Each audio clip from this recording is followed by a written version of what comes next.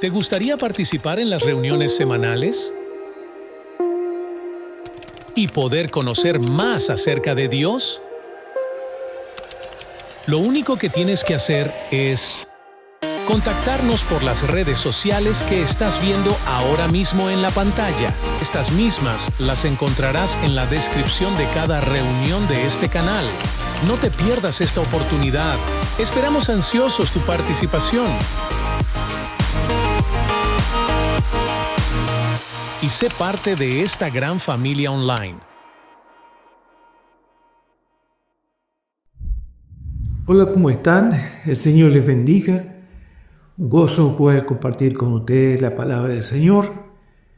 Hoy estudiaremos el libro de Juan, del capítulo 12, versículos 44 a 50. Pero antes les invito a que oremos juntos. Padre, te damos gracias, Señor, por este día que tú nos das en tu infinita misericordia. Te damos gracias, Padre, porque tú nos permites compartir la palabra, Señor, porque de ella, Padre, podemos, Señor, recibir el alimento espiritual que tú nos das. Te pido, Señor, que en todo tiempo, todo momento, usted dirija, Señor, Padre, esta entrega de su palabra, Señor.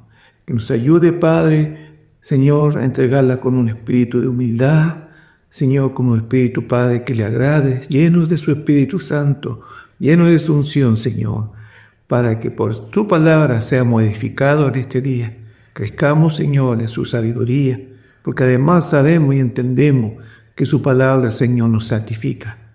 Señor, le damos gracias, Señor, y le pido que nos dirija, Señor, en este tiempo, Señor, en el nombre de Jesús, Señor. Amén.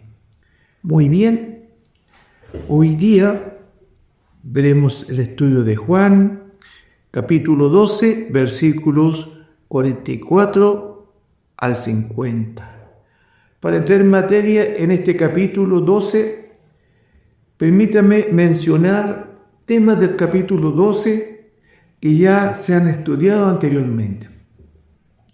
Juan 12, del 1 al 8, Jesús es ungido en Betania. Aquí María unge a Jesús como gesto de humildad y devoción. Juan 12, del 9 al 11, el complot contra Lázaro. Aquí los principales sacerdotes acordaron dar muerte a Lázaro. Por su causa muchos judíos se apartaban y creían en Jesús. Juan 12, del 12 al 26, entrada triunfal en Jerusalén. Cumplimiento de la profecía de Salmos 118, 26 y Zacarías 9, 9.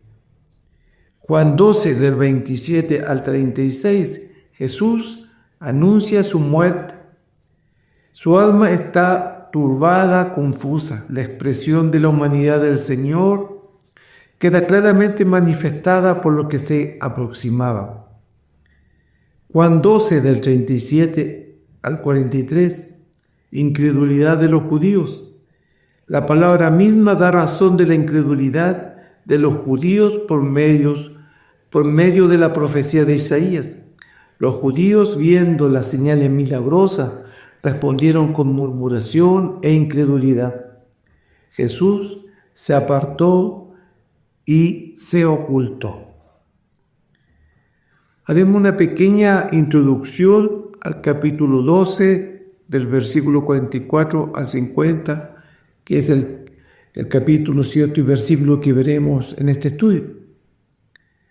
Para desarrollar los versículos del texto, es importante volver al final del versículo 36 del capítulo 12. Aquí el evangelista dice: estas cosas habló Jesús y se fue y se ocultó de ellos. Posteriormente, Juan, del versículo 37 al 43, reflexiona sobre la incredulidad de los judíos ante la obra y ministerio de Jesucristo. Del versículo 44 al 50, que es el que veremos hoy, es Jesús quien nuevamente habla. Aquí debemos prestar mucha atención con estos versículos, por cuanto Jesús concluye su ministerio público y por consiguiente vendrán a ser las últimas palabras de Jesús entregadas personalmente a los hombres. Por lo tanto, las palabras del capítulo 12, capítulo 43 y 50, Jesús da término a su ministerio público aquí en la tierra, para dar inicio al tiempo final con los discípulos, su arresto, crucifixión, resurrección y su ascensión al Padre. Muy bien, comenzaremos entonces con el estudio de Juan 12, versículos 44 al 50. Dice la palabra del Señor, versículo 44.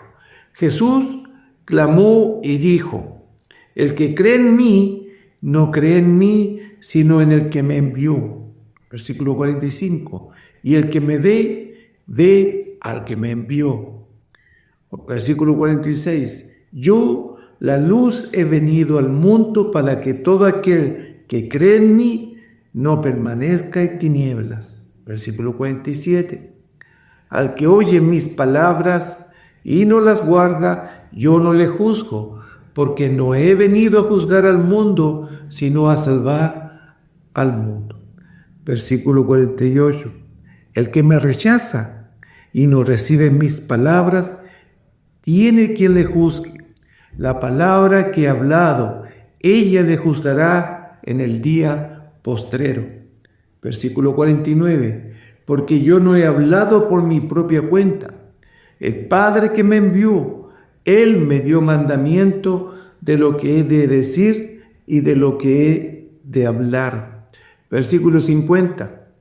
Y sé que su mandamiento es vida eterna. Así pues, lo que yo hablo, lo hablo como el Padre me lo ha dicho. Amén. Veremos versículo por versículo.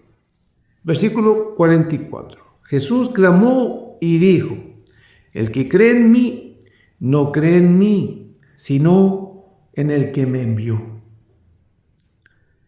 Clamó es la forma verbal de la primera persona del singular del presente indicativo del verbo clamar, que significa llamar o gritar. Yo estoy llamando o gritando. Clamar es expresar una ferviente petición a Dios, generalmente en voz alta. A lo largo de la historia de los creyentes han clamado a Dios en momentos de angustia. Salmo 138:3. El día que clamé, me respondiste, me fortaleciste con vigor en mi alma. 1 Samuel 7:8. Entonces dijeron los hijos de Israel a Samuel: no ceses de clamar por nosotros a Jehová, nuestro Dios, para que nos guarde de la mano de los filisteos. Como regla, nuestro Salvador no clamaba, entre paréntesis, gritaba. No clamaba o elevaba su voz en las calles, pero de vez en cuando, en alguna hora exaltada, los evangelios nos dicen que clamaban. Juan 7:37. No hay duda de que lo que el Señor iba a decir se revestía de la mayor importancia. Por eso comenzó llamando la atención de todos, alzando la voz, diciendo: Jesús clamó y dijo. Solo en 2 ocasiones más el Señor alzó la voz en este evangelio. La primera ocasión señaló que Él no había venido de sí mismo, sino que había sido enviado del Padre, dando a entender el origen divino de su misión. Juan 7:28. Y en la segunda afirmó con fuerza que cualquiera que creyera en Él recibiría el Espíritu Santo, mostrando el resultado de su misión. Juan 7:37. Y ahora por tercera vez alzaba su voz para que presten atención a lo que durante varios años de su ministerio había venido enseñando, a fin de que tomen una decisión correcta. Indudablemente hay en su tono un llamado de urgencia y de atención, apuntando a la condición espiritual de los oyentes. A continuación señala: el que cree en mí, no cree en mí, sino en el que me envió. Afirma que él había venido del Padre y que por lo tanto sus enseñanzas eran de Dios. Creer en Cristo no era creer en Él solamente, sino también en aquel que le había enviado. Por ejemplo, cuando el pueblo de Israel no quiso escuchar lo que el profeta Samuel les enseñaba, Dios le dijo: no te han desechado a ti, sino a mí me han desechado. Primera de Samuel 8:7. Pero si era grave rechazar el mensaje de Dios entregado por medio de un profeta, ¿cuánto más era rechazar a su propio Hijo? Versículo 45. Y el que me ve, ve al que me envió. Esta aseveración tiene importantes implicaciones. Por ejemplo, que ningún otro profeta podría haberse arrogado esta afirmación por cuanto hubiera caído en blasfemia. Solamente Cristo, que era mucho más que cualquier otro profeta, lo podría haberlo afirmado, pues es Dios hecho hombre. De las palabras del Señor: si creer en Cristo era creer en el Padre, y si ver a Cristo era ver al Padre, entonces Jesucristo tiene que ser igual al Padre. Con esto se enfatiza que tanto el Padre como el Hijo comparten la misma dignidad divina, así como la unidad en la obra que realizan. La unidad absoluta entre el Padre y el Hijo se desprende que es imposible creer en el uno sin creer en el otro. Esto era algo en lo que una y otra vez había estado predicando a lo largo de todo su ministerio, y así lo confirma en Juan 5:24, Juan 8:19, Juan 10:38.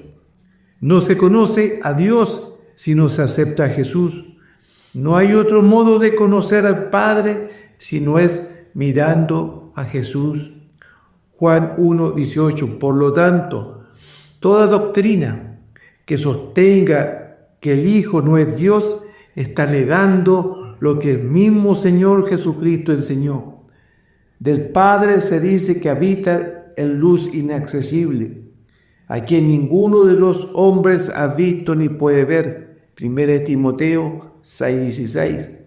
En este sentido, el Hijo es el resplandor de su gloria y la imagen misma de su sustancia. Hebreos 1:3. Cristo es la única revelación plena de Dios, y por lo tanto toda idea sobre Dios que no sea compatible con lo que Jesús dijo o hizo es falsa. Juan 12:46. Yo, la luz, he venido al mundo para que todo aquel que cree en mí no perezca en tinieblas. El lenguaje utilizado da a entender con claridad que Él ya existía antes de venir a este mundo. Yo, la luz, he venido al mundo. Con esto queda patente una vez más en este Evangelio la preexistencia del Hijo, entendiendo la preexistencia de Dios como la creencia de que Jesús existió antes de su encarnación como hombre en la tierra. Esta doctrina sostiene que Jesucristo, como el Hijo de Dios, es eterno, divino y preexistente a la creación, siendo Él la palabra de Dios. Enseguida proclama nuevamente el propósito de su venida a este mundo, para que todo aquel que cree en mí no perezca en tinieblas. Como vemos, una vez más utiliza la imagen de la luz en contraste con las tinieblas y la noche.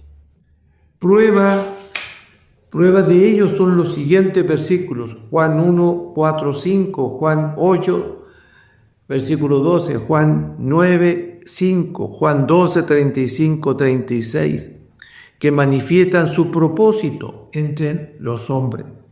Él vino a un mundo lleno de tinieblas y pecado para traer luz y vida al género humano. Y expresa también que la condición para recibir la luz es poner la fe en Él, para que todo aquel que cree en mí. Su ministerio ilumina a todas las personas a fin de que puedan llegar a conocer a Dios. Juan 1:9. No hay excusa. Cristo, como la luz del mundo, alumbra el camino a todos los hombres para que puedan acercarse a Dios. Pero fuera de Él, los hombres quedan en la más densa oscuridad, perdidos en sus pecados y sin encontrar la verdadera fuente de la vida. Juan 12:47. Al que oye mis palabras y no las guarda, yo no le juzgo, porque no he venido a juzgar al mundo, sino a salvar al mundo. El Señor en el versículo anterior había manifestado la importancia de creer en Él. Ahora va a describir con mayor exactitud en qué debía consistir esa fe: oír mis palabras, guardarlas. De esto se deducen dos principios básicos. El primero es que la fe bíblica no consiste en creer en algo, sino en creer lo que el Señor enseñó. Y en segundo lugar, que la auténtica fe no es únicamente una cuestión intelectual, sino que tiene que ver también con la vida práctica. De ahí que el Señor hable de guardar mis palabras. La obediencia a la palabra es la evidencia inequívoca de haber entrado en una relación personal de fe con Cristo. Cristo vino a enseñar, a iluminar el camino por el que el hombre puede llegar a Dios, pero no obliga a nadie a andar por él. Lo que sí que hace es establecer las condiciones para la fe y les advierte seriamente de las consecuencias que cada decisión tendrá sobre la persona. Es importante indicar que la razón por la que el Padre envió a su Hijo a este mundo no fue para juzgarlo, sino para salvarlo. No he venido a juzgar al mundo, sino a salvar al mundo. El propósito de su primera venida no era el de manifestar la ira de Dios sobre los hombres pecadores, sino morir por ellos a fin de que pudiéramos llegar a tener vida por Él. Esto lo deja claramente establecido en Juan 3:16, 17 y 18. Juan 12:48. El que me rechaza y no recibe mis palabras, tiene quien le juzgue. La palabra que he hablado, ella le juzgará en el día postrero. Cristo en su primera venida vino para salvar a los hombres. Regresará una segunda vez como juez para castigar todo pecado y desobediencia. Este versículo nos habla de ese juicio y condenación futuros.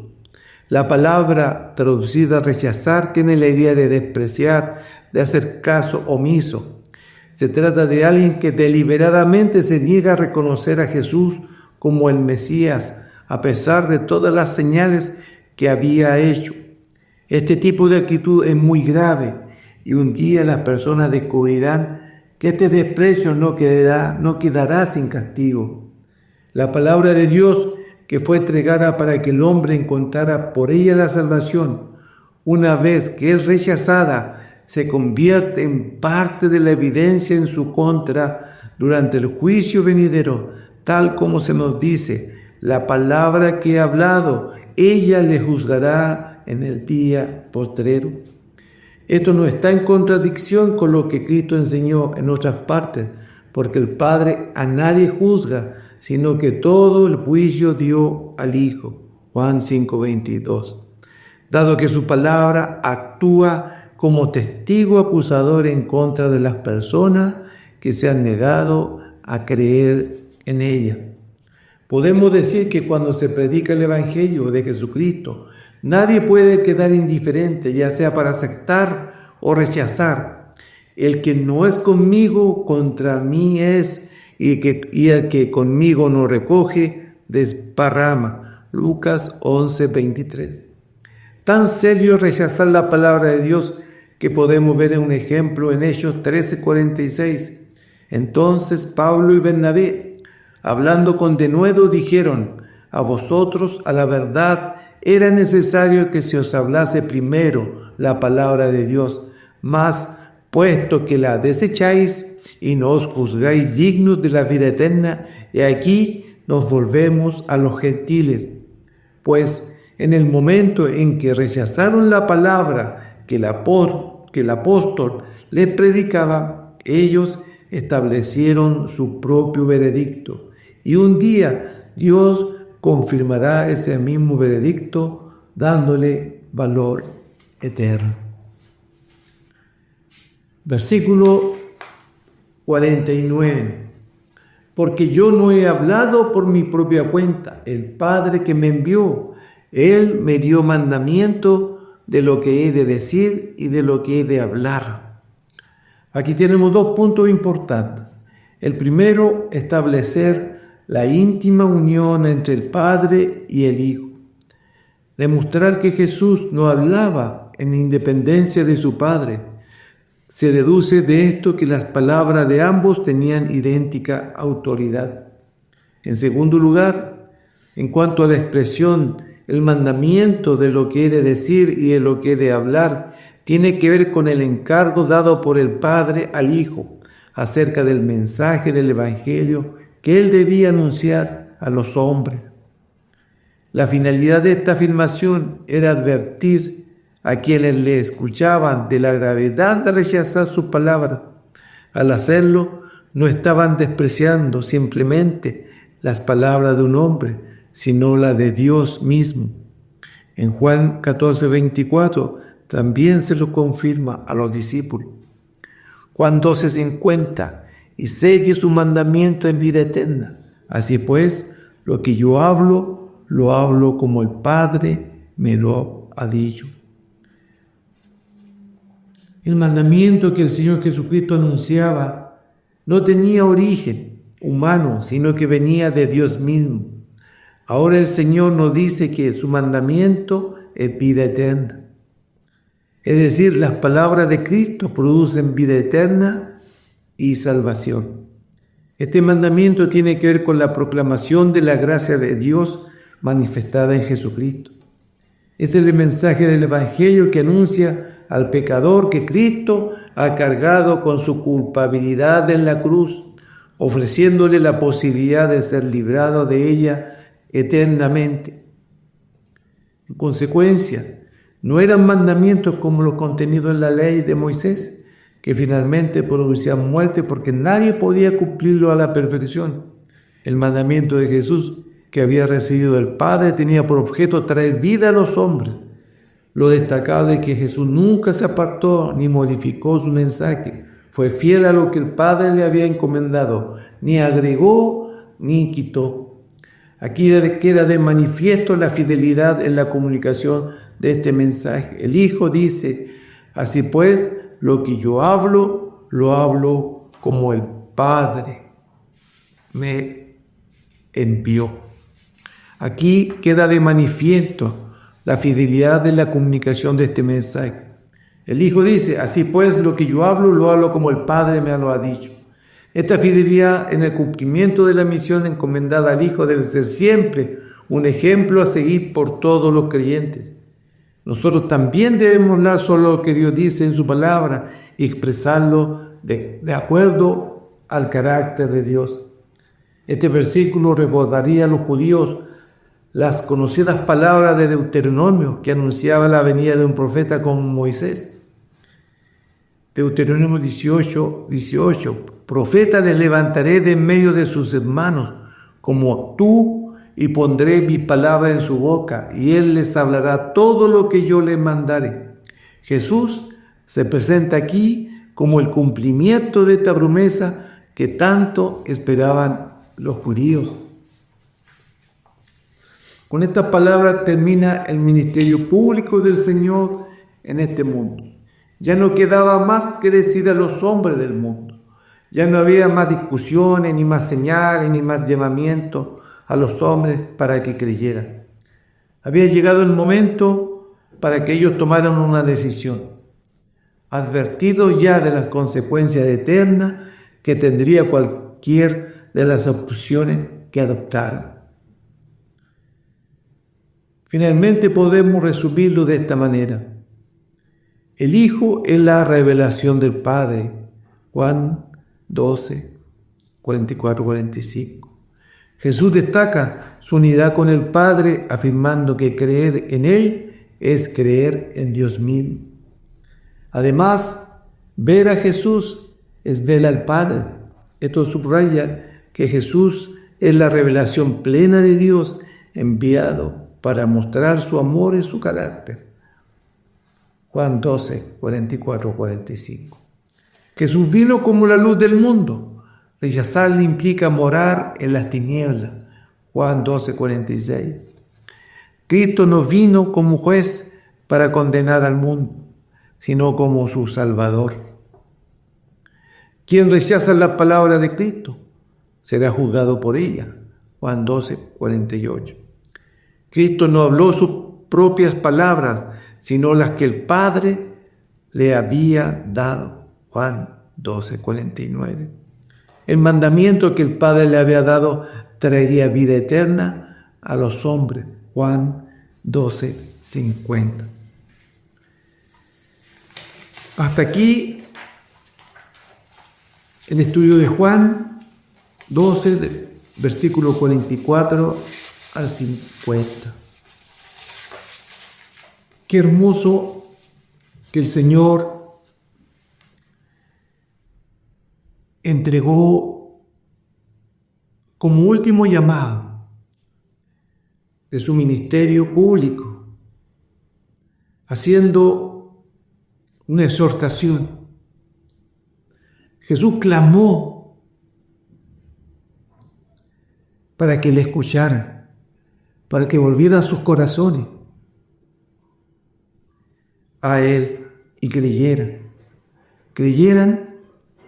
en Él como el Hijo de Dios, creyeran en Él como el enviado del Padre, de Dios. Este estudio, Juan 12, 44, 50, se puede decir que es la última oportunidad que tuvieron los judíos para escuchar al Señor, escuchar su mensaje. Este mensaje que refleja su ministerio durante sus 3 años se resume en estos versículos. Y hoy, en los tiempos que vivimos, resulta imperioso que podamos escucharlo. Tiene más relevancia que nunca poder compartirlo con aquellos que aún no creen, con aquellos que aún no se le comparte la palabra de Dios. Este es un mensaje de vida, un mensaje de vida eterna.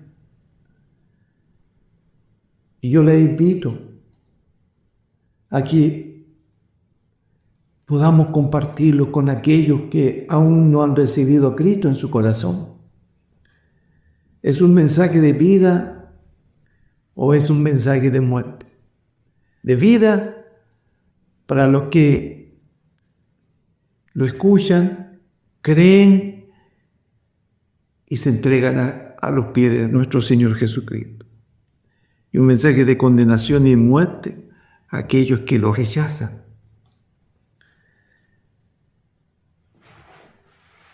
Este es un mensaje que tiene una validez tan importante en estos tiempos que hoy vivimos, que es fundamental que lo podamos llevar, que lo podamos compartir con el mundo, con nuestros seres queridos, nuestra familia, y sobre todo con nuestro prójimo, con los perdidos. Esa es la voluntad de nuestro Señor Jesucristo. Para terminar, te invito a orar y entregar este tiempo hermoso de la palabra del Señor. Querido Padre, te damos gracias. Te damos gracias, Señor, por tu infinita misericordia, compasión, Señor. Que a través de tu palabra, Señor, tú nos das la oportunidad de creer, Señor. De poder, Señor, saber tu Espíritu Santo tocar nuestras vidas, nuestros corazones. Y poder, Señor, decir que sí creemos, Señor. Y que hoy, Padre, hay un fuego interior en nuestro corazón para llevar tu palabra, para proclamarla, para confesarla, Señor. Porque, Señor, es tu voluntad y es la obediencia a la cual debemos, como tus hijos, Señor, volvernos, Señor, en toda obediencia. Danos, Señor, el denuedo para proclamar tu palabra y bendecir a otros, Señor, glorificando tu nombre, para que ellos, Señor, a través de tu palabra, puedan recibir, Señor, el perdón, la salvación y la vida eterna. Padre Santo, en el nombre de Jesús, yo invito a los que no han recibido a Jesús en su corazón a repetir esta oración para que Jesús llegue a tocar sus vidas. Querido Padre, reconozco que soy un pecador, confieso en mis pecados y me arrepiento. Creo que Jesucristo es el Hijo de Dios y que murió en la cruz por mis pecados. Creo que Jesucristo es mi Señor y único Salvador y lo confieso de todo mi corazón. Y le pido, Señor, que hoy escriba mi nombre en el libro de la vida y que a partir de hoy mi vida sea transformada y que sea transformada por la gracia, la presencia del Espíritu Santo. En el nombre de Jesucristo. Amén. Y amén. Señor, te damos gracias por este tiempo y en el nombre de Jesús, que tengan una linda semana en victoria en Jesucristo. Amén.